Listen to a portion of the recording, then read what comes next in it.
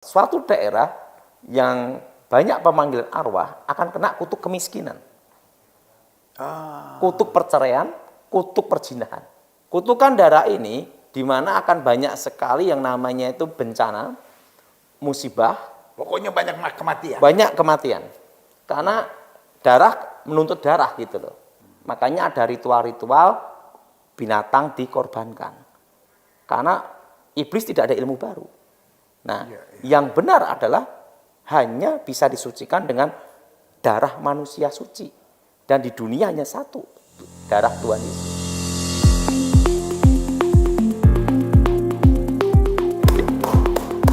Haleluya, Yesus dahsyat, Yesus luar biasa. Bersama Dia kita cakap menanggung segala perkara. Selamat datang dalam program kita, Kamu Hebat. Yes, kamu hebat, ya kan? Dalam hidup ini jangan biasakan bicarakan hal-hal yang negatif. Jangan biasakan bicarakan hal-hal yang melemahkan. Tetapi mari istri bilang sama suami, sayang kamu hebat, ya kan? Suami bilang sama istri, sayang kau hebat. Orang tua bilang sama anak-anaknya, anak-anakku sayang kalian hebat. Karena dengan kita bless, dengan kita memberkati, kita akan diberkati. Ada banyak orang yang bilang, ya tapi kan bicara kamu hebat itu kan berarti meninggikan manusia. Lu bukan. Kita bilang kamu hebat karena apa? Karena kita tahu Yesus sudah memilih kita. Yesus sudah menebus kita. Yesus sudah mati buat kita. Dan Yesus memberikan Roh Kudus yang dalam kita. Dan kalau Yesus memberikan Roh Kudus dalam kita, berarti ada roh Allah dalam hidup kita, kan hebat itu. Dan untuk kita bilang, Yesus sendiri bilang apa? Apa yang aku kerjakan dapat kamu kerjakan bahkan lebih besar, ya kan? Nah, kalau kita dapat mengerjakan seperti yang Yesus kerjakan, berarti apa? Kan hebat, ya kan? Jadi orang yang menyerang dan berkata, wah apa itu kamu hebat, berarti hanya meninggikan manusia, karena dia nggak ngerti, saudara, ya kan? Orang sekarang kan begitu kan, belum mikir udah ngomong, nah jadi aneh, saudara. Tetapi hari ini saya hanya mau ingatkan buat saudara, mari kita learn to bless, kita belajar untuk saling memberkati. Keluarga, di keseharian, di kehidupan kita. Jangan suka maki orang, jangan suka merendahkan orang, jangan suka menghina orang, jangan suka membuli orang, jangan suka menertawakan orang, karena kita adalah anak-anak terang. Kita hadir untuk membawa terang. Haleluya. Nah, hari ini dalam program Kamu Hebat, khususnya kita masuk dalam wawancara, ya kan, berbincang-bincang bersama dengan orang hebat. Nah, ya kan, dan bersama dengan saya ada orang hebat yang cukup sering dalam program ini, tetapi masih kurang sering karena karena program-program yang sangat memberkati kita, yaitu Bapak Pendeta Daud Tony. Pak Daud, Tuhan itu baik. Haleluya. Haleluya. Pak Daud, hari ini kita mau bicara tentang kutuk hutang darah, khususnya kutuk hutang darah pada sebuah negeri. Kenapa? Karena banyak pemimpin-pemimpin negeri, termasuk di Indonesia, yaitu pemimpin-pemimpin yang percaya pada dukun, percaya pada kuasa kegelapan. Nah, Alkitab kan berkata, kalau pemimpin takut akan Tuhan, maka negeri itu diberkati. Tetapi kalau pemimpinnya percaya dukun-dukun dan kuasa kegelapan, kira-kira apa akibatnya? Silakan Pak Daud. Ada suatu kutukan dalam dunia mistik bagi ya. Ya. Itu ada dua kutukan. Dan dua kutukan ini sangat berbahaya, yaitu kutukan darah, dan yang kedua adalah kutuk alam kubur. Nah, jadi intinya setan tidak pernah kerja gratis. Kalau kita minta tolong dari setan, pasti ada harganya. Ini yang Pak Daud bilang kutuknya. Iya. Nah, kita bahas dulu tentang kutuk darah. Iya. Suatu negara yang pernah kudeta, pasti akan terjadi kudeta lagi. Jadi suatu negara kalau terjadi pernah kudeta, maka akan terjadi kudeta lagi berulang. Kan itu ada kutuknya di situ. Namanya kutuk darah. Nah, makanya ada kata-kata. Karena dia naiknya dengan darah. Iya. Karena itu dia harus bayar lagi dengan darah. Nah, suatu dinasti atau suatu kerajaan itu kan dibangun dengan pertumpahan darah. Maka akan terjadi ya darah lagi. Itu namanya kutukan darah. Karena itu menuntut. Nah, kutukan darah ini di mana akan banyak sekali yang namanya itu bencana, musibah. Pokoknya banyak kematian. Banyak kematian. Karena darah menuntut darah gitu loh. Kan kalau kita perhatikan di Alkitab, itu di dalam kitab Kejadian, siapa yang menumpahkan darah manusia, bahwa Tuhan sendiri menuntutnya, baik manusia maupun binatang. Nah, kalau kita perhatikan, bila suatu negeri atau suatu negara didirikan berdasarkan pertumpahan darah, maka di situ akan banyak sekali musibah, bencana, malapetaka. Nah, Tetapi, ada tetapi Pak Gilbert. Iya. Yang paling berbahaya kalau dibangkitkan kutukannya. Udah ada kutukannya, apalagi sampai dibangkitkan. Bagaimana bangkitkannya itu? Yaitu namanya pemanggilan arwah yang disebut kutuk alam kubur. Nah, misalnya memanggil arwah-arwah leluhur zaman dulu. Nah, jadi sudah ada kutukan darah, tetapi kalau dibangkitkan yang namanya itu kutuk memanggil arwah itu menjadi kutuk alam kubur. Nah, di dalam dunia mistik sebelum saya bertobat itu tidak boleh memanggil arwah justru. Karena guru saya selalu ngomong jangan ganggu orang mati gitu loh. Oh, ini ilmu lain lagi. Iya, itu sebelum saya bertobat. Iya. Nah, artinya apa? Guru saya ngomong bahwa kalau memanggil arwah, roh, itu ada harga harus dibayar gitu loh. Makanya ada namanya jai langkung, yaitu pemanggilan roh nenek moyang. Nah, dari kecil kakek saya sebelum bertobat melarang saya untuk berhubungan pemanggilan arwah karena ada namanya kutuk alam kubur. Nah, banyak orang tidak tahu gitu loh. Nah, tapi walaupun melarang sebelum bertobat saya ngumpet-ngumpet juga karena mau cari nomor buntut gitu loh. Nah, waktu itu cari nomor buntut, akhirnya saya dikasih tahu sama kakek saya kenapa dia melarang.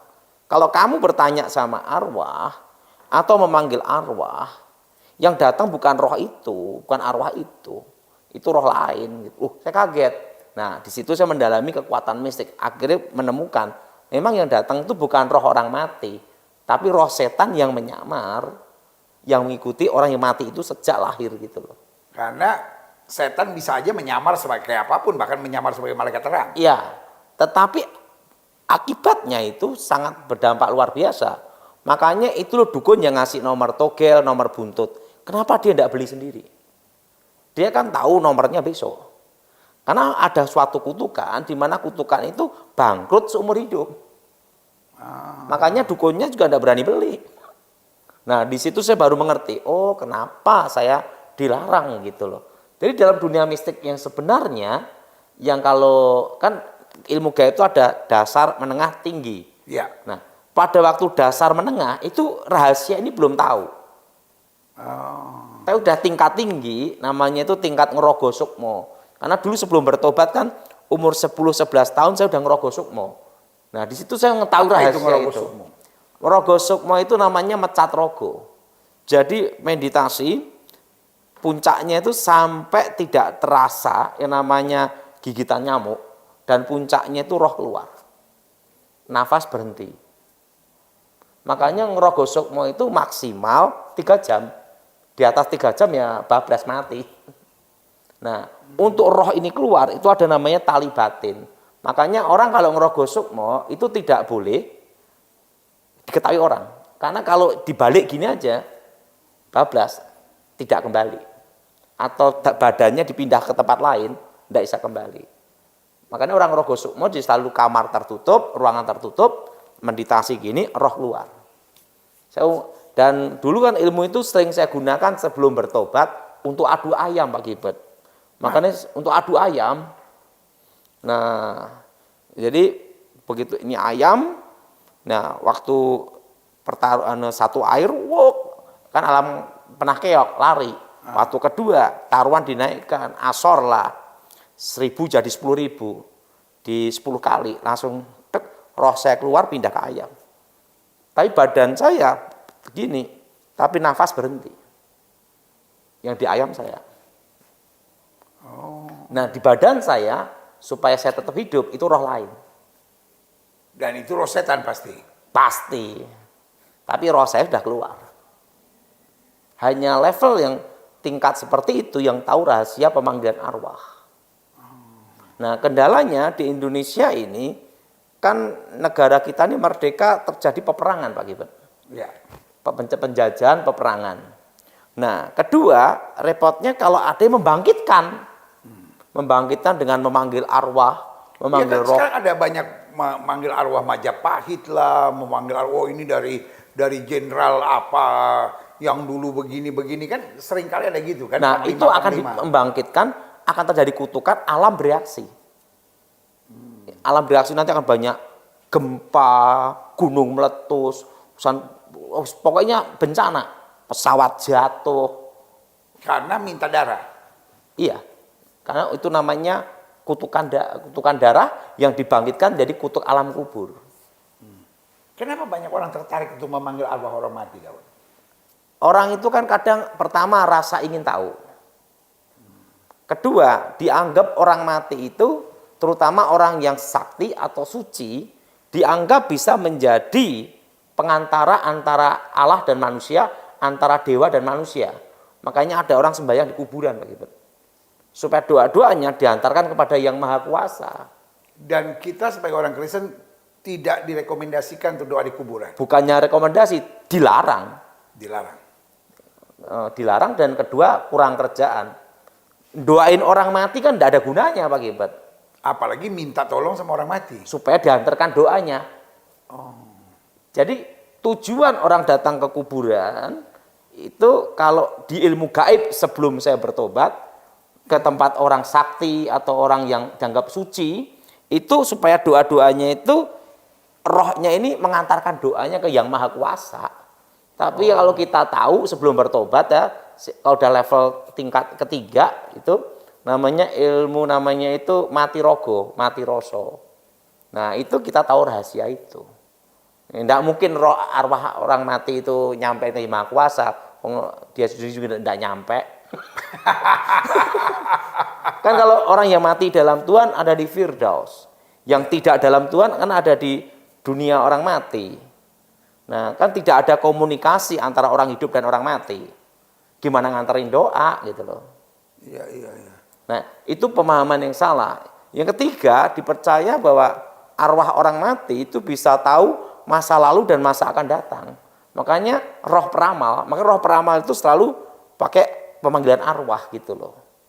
Makanya kutuk alam kubur ini berlaku di Indonesia karena ada pemanggilan arwah itu, termasuk ramal-ramalan itu berkaitan dengan kutuk alam kubur.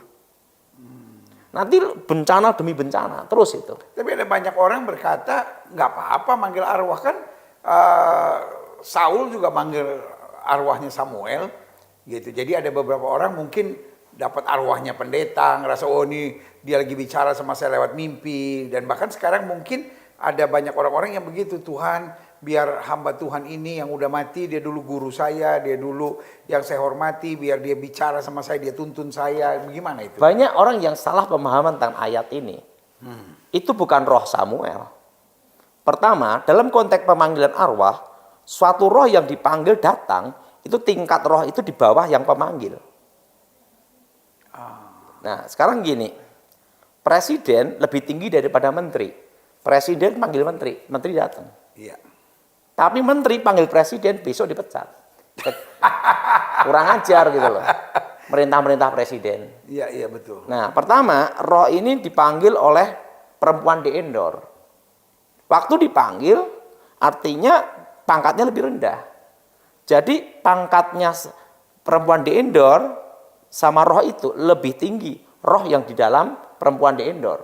Nabi sama dukun pangkatnya tinggi mana Pak Gilbert? Nabi. Iya, betul. Nah, yang kedua, dalam pemanggilan arwah,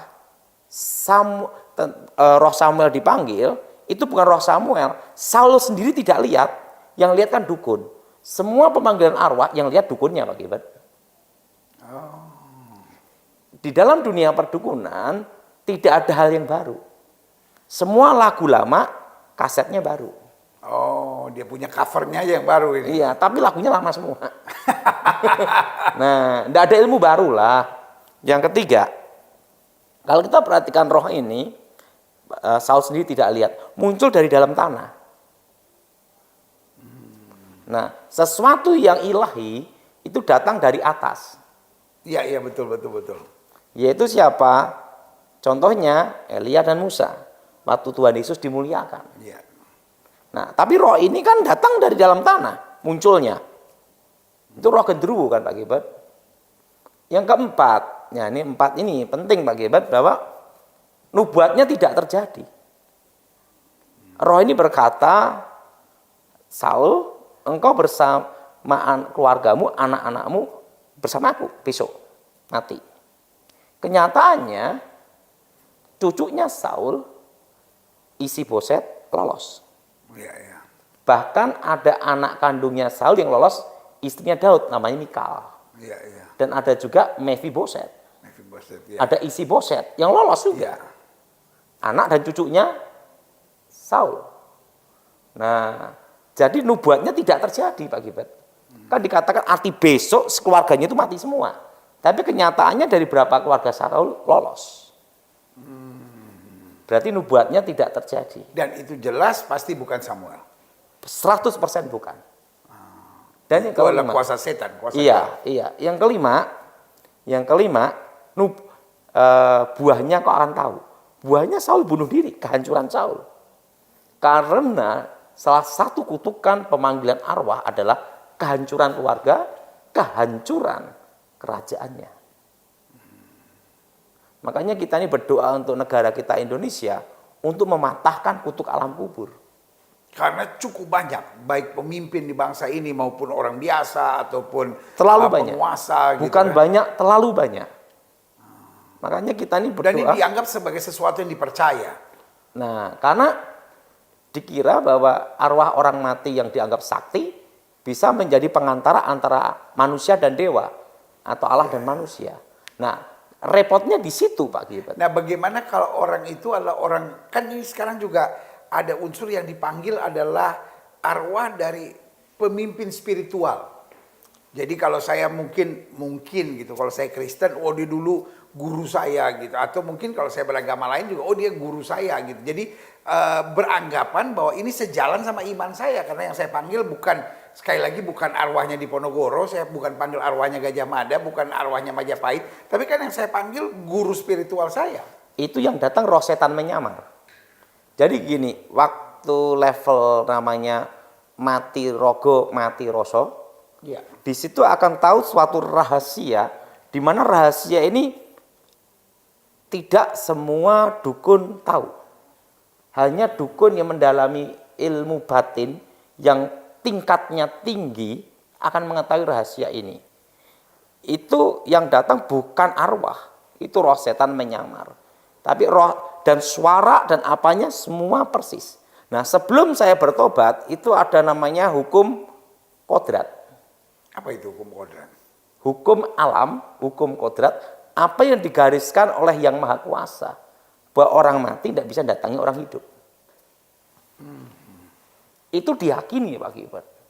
Makanya pada waktu Kita bilang ada jurang pemisah yang memisahkan. Iya, kalau dulu sebelum saya bertobat namanya kodrat alam. Makanya guru saya, kakek saya sebelum saya bertobat, dia sangat melarang saya untuk memanggil arwah. Nah, dia ngomong bahwa kekuatan mistik yang sejati itu bukan tergantung kamu manggil arwah, bukan. Tetapi roh, yaitu kuasa gelap yang itu manunggal jadi satu. Senjata yang terhebat bukan di tangan, tapi di batin. Makanya level tingkat tinggi itu justru jarang pakai jimat Pak Gilbert. Tidak ada dukun yang hebat sakti perlu pengawal. Iya. Dukun sakti benar-benar itu tidak bawa apa-apa Pak Gilbert. Karena ilmu yang terhebat bukan dipegangnya di tangan, tapi di hati, batin. Nah, ini ada suatu kisah nyata Pak Gilbert ya. Saya belajar satu dari kakek saya. Jadi gini, suatu kali ada pertunjukan debus. Ada pertunjukan orang itu potong-potong gini, silet ini, ya. Setelah itu batu bata, tek, hancur. Nah, waktu itu kakek saya tepuk tangan gini. Nah, saya sebagai muridnya bingung, yang hebat mana? Karena ini tek, hancur, kakek tepuk tangan. Nah, saya itu sampai di rumah, saya tanya sama guru, dia hebat ya? Gitu. Langsung saya suruh ngambil gembok besi nggak hebat? Ya. Puh, buka semua, tanpa disentuh. batu kira-kira jarak 3 meter, giniin aja. Tak, hancur. Dia ngomong, Ton, kalau ada orang cari makan, kita kasih semangat. Kita senang, kenapa? Tidak, kalau orang pada cari makan model gini, berarti ngurangi perampok, ngurangi kejahatan. Kita harus mendukung. Jadi, Ton, kalau kamu dalam hidup ini, jangan suka nyerang orang. Jadi selama orang itu cari makan, dengan cara yang halal, biarin aja. Kita dukung. Tapi kita harus tahu, Ton, bahwa kekuatan batin kita harus dirahasiakan. Kita. Jadi situlah saya belajar yang namanya itu kerendahan hati, Pak Gilbert. Nah, itu pengalaman hidup saya. Makanya Pak Gilbert kan tahu pada waktu saya ikut Pak Edi Wibowo. Ya. Nah, pada waktu saya ikut Pak Edi Wibowo, setiap kali ada orang datang, termasuk adalah pendeta. Pak Gilbert kenal itu. Saya ngomong sama Pak Edi Wibowo, dia lebih hebat dari saya. Dia lebih jago, lebih pengalaman. Saya hanya orang biasa aja. Nah, tetapi setelah itu Pak Edi Wibowo kasih tugas dia. Tidak bisa Pak Gilbert. Panggil Daud. Daud kami beresin. Selesai Pak Gilbert. Ya. Nah, Daud itu kan tadi Daud cerita tentang, Pak Daud cerita tentang dipanggil arwah. Bagaimana dengan mimpi? Jadi saya nggak manggil gitu. Ya tapi mungkin, aduh saya stres, saya ingin ketemu mama saya ingin ketemu papa saya ingin ketemu oma saya, atau ingin ketemu opa saya. Jadi kalau tadi kan mungkin orang-orang yang berkuasa, orang yang berpengaruh, lalu pemimpin-pemimpin rohani. Nah sekarang bagaimana dengan keluarga dekat? Jadi nggak tahu lah, mungkin kembali kalau Pak Daud bilang kekuatan ada di batin, mungkin lewat batin kita tuh ngebatin istilahnya, orang Jawa bilang kan ngebatin. Kapan saya ketemu mama saya, aduh seandainya saya ketemu mama saya mau cerita ini, saya mau begini dan lain-lain. Tiba-tiba datang dalam mimpi, berarti saya nggak panggil. Nah itu bagaimana dengan itu? Gini Pak Gilbert, kan ada dua. Pertama, karena orang itu terbawa dalam alam pikirannya. Alam pikirannya. Sampai alam bawah sadar. Iya. Yang kedua, roh setan menyamar. Iya. Tapi kuncinya adalah satu. Jangan meyakini, mempercayai ada hubungan antara orang hidup dan orang mati. Wah, ini kuncinya. Kuncinya di situ. Iya. Nah, salah satu kelemahan ilmu hitam, kalau seseorang tidak mempercayai ada komunikasi hubungan antara orang hidup dan orang mati, susah disantet. Karena semua santet ilmu gaib, waktu dikirim, akan menyamar menjadi orang yang terdekat. Jadi pada itu bunyi letusan, buar. Nah, nanti akan menyamar kayak jadi roh anaknya yang mati dulu atau ayahnya. Begitu dia yakini, masuk. Semua kekuatan mistik, kekuatan gaib masuk melalui sugesti. Arti sugesti beda dengan iman, Pak Gilbert. Sugesti adalah suatu keyakinan yang belum tentu benar. Ya. Beda dengan iman. Iman adalah keyakinan, pengharapan yang pasti benar. Itu bedanya. Nah, dan makanya saya dalam hidup ini lebih baik firman Tuhan Alkitab itu untuk diyakini, dipercayai, bukan untuk didebatkan. Iya. Nah ini jadi semakin menarik Pak Daud. Kenapa? Karena yang tadi Pak Daud ceritakan dampak dari kutuk alam kubur, kutuk utang darah.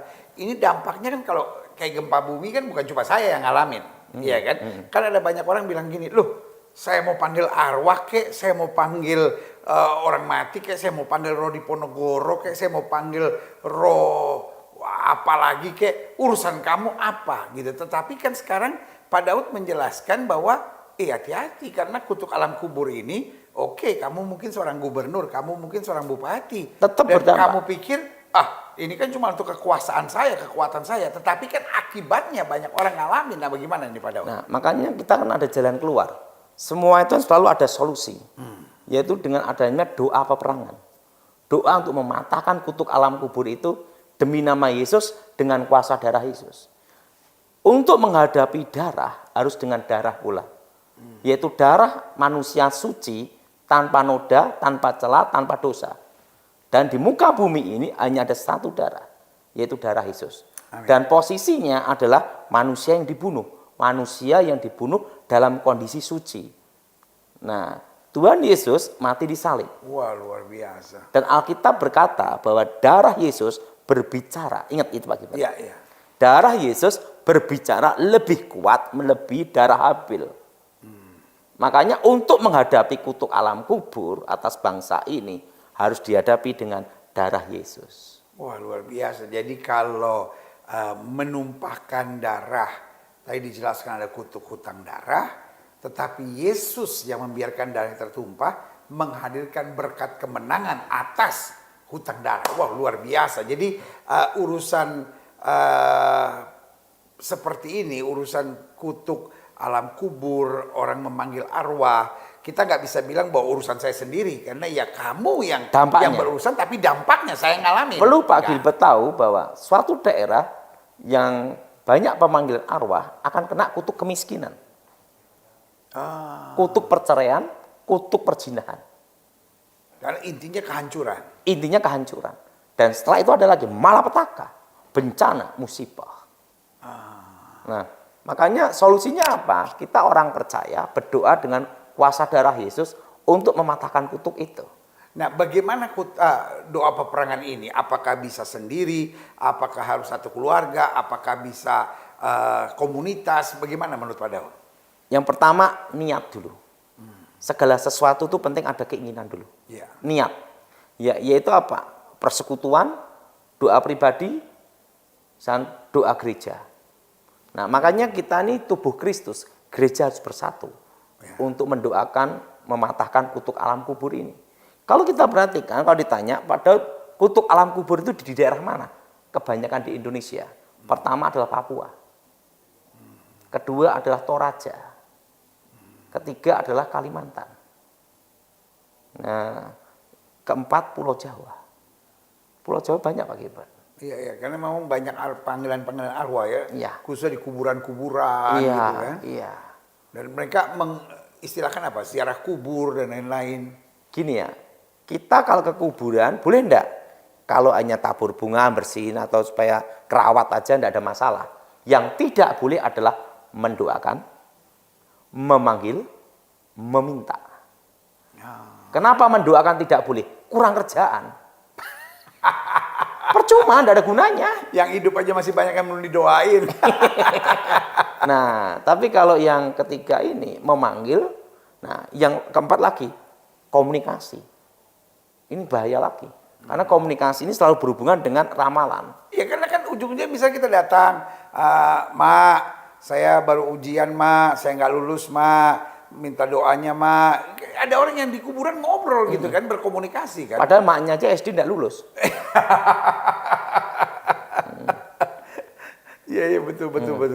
Nah, jadi kita harus patahkan. Nah, satu keluarga yang selalu memanggil arwah, komunikasi arwah. Pasti di keluarga itu banyak sekali musibah, perceraian, perzinahan. Nah, kutuk itu mengakar gitu. Jadi doa peperangan kan mulai dari niat. Lalu selanjutnya apa yang mesti dibuat? Bentuk persekutuan. Jadi bisa mulai dari keluarga, bisa mulai bersama-sama, lalu adakan doa peperangan itu. Iya. Dan itu punya pengaruh dampak Pak Gibran. Makanya suatu penginjilan ada kuasa karena ada doa. Doa peperangan. Nah, ini saya cerita sama Pak Gilbert tentang waktu saya di Kalimantan. Waktu saya sekolah Alkitab kelas 1. Dan Yang waktu itu saya baru bertobat. Saya ini sekolah Alkitab tanpa katekisasi Pak Gilbert. Jadi langsung masuk sekolah Alkitab. Nah, ya. Dan Pak Gilbert juga tahu. Dulu kan saya dimasukin dalam kolam, enggak tahu itu baptis. Iya.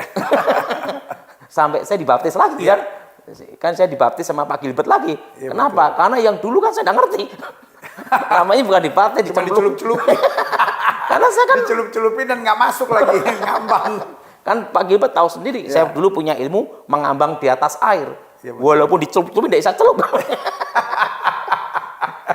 Dan saya kan akhirnya dibaptis Pak Gilbert lagi. Iya, betul. Supaya karena yang dulu enggak tahu gitu loh. Iya. Nah, waktu saya sekolah Alkitab itu kelas 1. Waktu itu saya dikirim di Kalimantan Barat. Nah, di Kalimantan Barat Apalagi masih kuliah ini. Saya kan bukan STH Pak Gilbert. Saya hanya sekolah Alkitab, sekolah Alkitab ya. setingkat SMA. Ya, ya. Sampai sekarang pun saya tetap setingkat SMA. Saya sekolah Alkitab, lulus ranking 4, setingkat SMA. Ya, ya.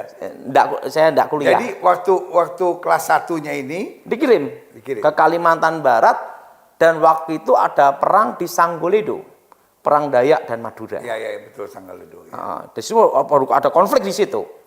Nah, dari Bengkayang, setelah itu langsung saya ke daerah Sedane, Sinapit, Sejaru. Ya, ya, dari situ ya. Nah, di situ banyak sekali pemanggilan arwah. Nah, begitu saya masuk, saya masih ingat kebaktian itu, saya masih ingat jemaat hanya satu. Dan itu tempatnya itu kayak kayu-kayu gitu ya. Di sana itu rumahnya banyak di pohon-pohon Pak Gilbert. Ya, ya. Saya masih ingat itu. Saya yang khotbah, saya impin pujian, saya ngedain kantong kolektor. Jemaat satu. Satu. Dari saya kembali ke saya. Dan persembahannya berapa, saya tahu. Karena hanya satu orang gitu loh. Nah, waktu itu saya lihat mangkok merah berjalan. Artinya perang. Saya berdoa sama Tuhan. Doa. Malam itu dikirim mandau. Saya demi nama Yesus jatuh. Hari kedua guci-guci terbang. Demi nama Yesus jatuh. Nah, tempat saya tidur itu saya kasih minyak urapan. Di situ baru saya memahami tentang minyak urapan. Minyak urapan itu adalah tanda wilayahnya Tuhan. Amin. Dan apa yang terjadi? Hari yang ketiga Pak Gilbert. Satu kampung keluar semua. Saya senang sekali. Dikira kebaktian. Nggak taunya yang ngirim kuasa gelap itu kepala adat, kepala suku. Nah, mereka bawa mandau, bawa senjata lengkap Pak Gilbert. Sana kan ada budaya kayo, penggal kepala Pak Gilbert. Ya, ya. Zaman itu loh, tahun itu. Itu tahun 93. Nah, waktu itu mereka datang. Wah, nggak taunya saya ditantang bertarung. Kan di situ ada pemanggilan arwah Pak Gilbert. Nah, kan saya ngomong itu bukan roh orang mati, roh setan gitu loh. Mereka ngomong roh inilah, roh ini gitu Pak Gilbert. Ya, ya. Nah, burung engau apa burung apa gitu loh Pak Gilbert. Saya tatap dia, tatap-tatapan ini. Saya doa dalam nama Yesus, kepala suku, kepala adat roboh. Satu kampung bertobat semua. Itu kejadian tahun 93. Di Sanggoledo itu. Itu kejadian di daerah pedalaman Sedani, Sinapit, Sejaru. Dekat daerah Sungkung. Itu tahun 93 waktu saya masih sipek Pak. Sekarang one pack. Nah, di situ saya beritahu mereka, selama mereka ada panggilan arwah, ada dikutuk alam kubur. Nah, roh ini digunakan untuk menyantet. Nyantet itu juga pakai kekuatan alam kubur. Semua santet, guna-guna, ritual apapun, itu berhubungan dengan alam kubur semua. Dan itu kutuknya mengikat anak cucu bahkan generasi. Dan repotnya kalau mengikat suatu bangsa.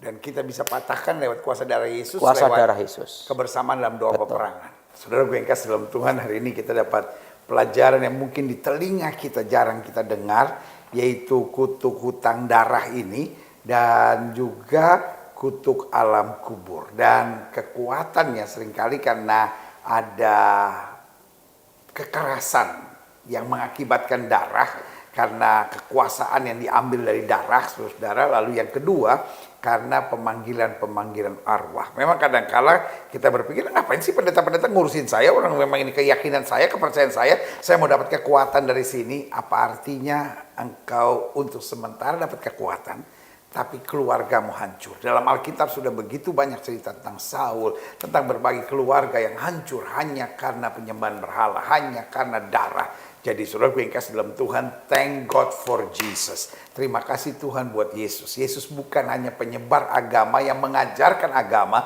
tapi Yesus memberi solusi. Lewat apa? Lewat darahnya. Dan darahnya itu yang pertama mengajar kepada kita ada pengampunan dosa. Karena Alkitab bilang tanpa pertumpahan darah tidak ada pengampunan dosa. Tetapi yang kedua yang harus kita mengerti, hanya darah yang bisa mengalahkan kuasa darah. Jadi ketika ada kutuk hutang darah, tidak bisa diselesaikan dengan agama, tidak bisa diselesaikan hanya dengan doa, tapi harus diselesaikan dengan doa peperangan, yaitu apa? Menghadirkan darah Kristus yang menghancurkan kutuk hutang darah ini, sehingga kita dapat bebas dari kutuk hutang darah. Jadi saudara yang kasih dalam Tuhan, biarkan hari ini kita dimerdekakan dalam Kristus. Bukan hanya seperti yang selama ini kita, oh Yesus mengampuni dosa kita, oh ya Yesus memberi jaminan kepastian sorga buat kita, oh ya Yesus menjawab doa kita.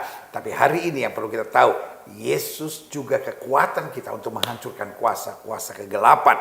Karena iblis gak peduli, saudara boleh beragama, saudara boleh percaya, saudara boleh pergi ke gereja. Tapi sejauh dua kutuk ini menguasai, bangsanya sengsara, bangsanya binasa. Tetapi bukan hanya itu juga, tetapi kemudian yang terjadi adalah kematian demi kematian, darah tertumpah demi darah tertumpah. Dan lewat program ini, izinkan kami sebagai hamba-hamba Tuhan mengingatkan, kalau saudara adalah pemimpin di bangsa ini, saudara pegang kekuasaan di bangsa ini, inilah kalimat kami: bebaskan dirimu dari kuasa-kuasa kegelapan, bebaskan dirimu dari ramalan-ramalan nasib, bebaskan dirimu dari paranormal, karena ini mengundang. Mungkin saudara dapat berkata, apa urusannya pendeta sama saya mau tetap buat ini. Betul, itu urusanmu. Tetapi kalau ada bencana, kalau ada penderitaan, ada darah yang tertumpah di mana-mana, ada malapetaka, mara bahaya, itu kami yang kena. Itu sebabnya tugas gerejalah berhenti berkelahi, tugas gereja berhenti saling menyerang, mengkritik. Kita sibuk saling menyerang dan mengkritik sampai kita nggak sadar bahwa iblis sedang bekerja luar biasa. Dan tugas gereja, satu, jelas mengabarkan Injil. Dua, tugas gereja menolong orang susah, memberi makan buat orang miskin.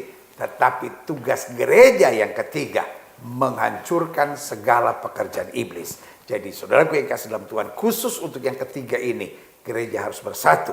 Gereja harus mengerti panggilannya. Dan gereja harus meninggikan nama Yesus, bukan nama denominasinya. Dan gereja harus kembali percaya pada darah Yesus. Kita kadang-kala sibuk sama doktrin, ya kan? Dan tidak ada yang salah, nothing wrong with the doctrines. Tapi yang saya mau ingatkan buat saudara, untuk ini kita semua gereja harus bersatu. Oke, bahasa roh berbeda-beda, cara doa berbeda-beda, ya kan?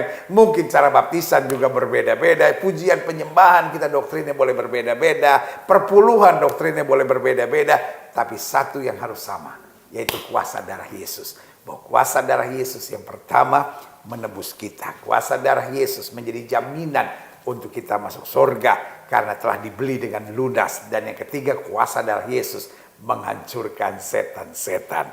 Dan ketika kita bersatu dengan hal ini akan membuat kita mampu menghancurkan kuasa iblis. Dan kuasa iblis yang kita harus betul-betul fokus untuk bangsa dan negara kita, untuk keluarga kita, untuk lingkungan kita, untuk pelayanan kita, untuk gereja kita. Yang pertama tadi sudah dijelaskan, kutuk hutang darah, saudara, dan yang kedua, kutuk alam kubur. Nah, Pak Daud mungkin ada kata-kata ada kekuatan satu pesan gini sekalian. ya. Makanya kan dalam ritual kuasa gelap Pak Gilbert, Ya. untuk berhubungan yang pertumpahan darah, dikorbankan binatang.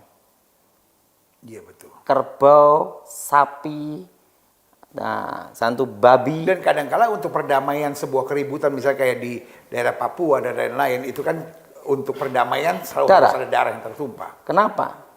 Ingat, tidak ada ilmu baru. Tapi iblis menipu dengan apa? Posisinya darah yang ditumpahkan itu, binatang itu tidak bisa untuk menyucikan atau membatalkan. Itu hanya menetralkan. Artinya untuk netral sementara waktu. Dan netralnya itu pun maksimal hanya 7 tahun. Setelah 7 tahun bangkitnya kutukan. Makanya ada ritual-ritual binatang dikorbankan. Karena iblis tidak ada ilmu baru. Nah, yang benar adalah hanya bisa disucikan dengan darah manusia suci. Dan di dunia hanya satu, darah Tuhan Yesus. Jadi kalau kita perhatikan ritual-ritual kuasa gelap itu, semua selalu menjiplak Pak Gilbert. Tetapi untuk disesatkan, itu aja. Karena iblis datang untuk mencuri, membunuh, dan membinasakan, dan dia menyamar sebagai malaikat terang. Yang menuntutkan darah manusia. Yang bisa mendamaikan hanya darah manusia. Dan itu haruslah manusia suci, tanpa noda, tanpa celah, tanpa dosa. Dan satu Tuhan Yesus. Wow, haleluya. Oke, bukan darah binatang. bukan darah binatang, bukan darah apapun. Tetapi ada banyak orang yang berkata, masa Tuhan berdarah? Nah ini dia yang tadi dijelaskan oleh Pak Daud, bahwa Allah menjadi sama dengan manusia, yang bisa menyelesaikan darah manusia. Ya kan, karena Tuhan tidak berdarah, saudara, ya kan, darah manusia, tapi manusia yang suci ini. Kenapa? Karena dia Allah sendiri yang turun menjadi sama dengan manusia. Wow, hari ini saya percaya kita dapat pelajaran yang sangat berharga. Pak Daud, terima kasih buat waktu yang luar biasa, pengajaran yang luar biasa, dan buat setiap saudara sekalian. Kadangkala wawancara-wawancara seperti ini kita nggak menerima pelajaran, tetapi kita cuma sibuk untuk mengkritik. Oh ini kok salah di sini, ini kan nggak maksudnya begini. Terserah. Kalau sudah nggak mau menerima pelajaran, what can I do? Tetapi kalau kita mau dapat pelajaran ini dan grab the idea, kita terima idenya, kita terima apa pengajaran yang firman Tuhan ajarkan buat kita. Karena intinya satu, nama Yesus luar biasa. Yang kedua, kuasa Yesus menghancurkan setan-setan. Dan yang ketiga, darah Kristus menyelesaikan dengan sempurna. Saya Gilbert Lumoindok bersama dengan Daud Tony mengingatkan buat saudara, kamu hebat. Sampai berjumpa program berikut. Haleluya.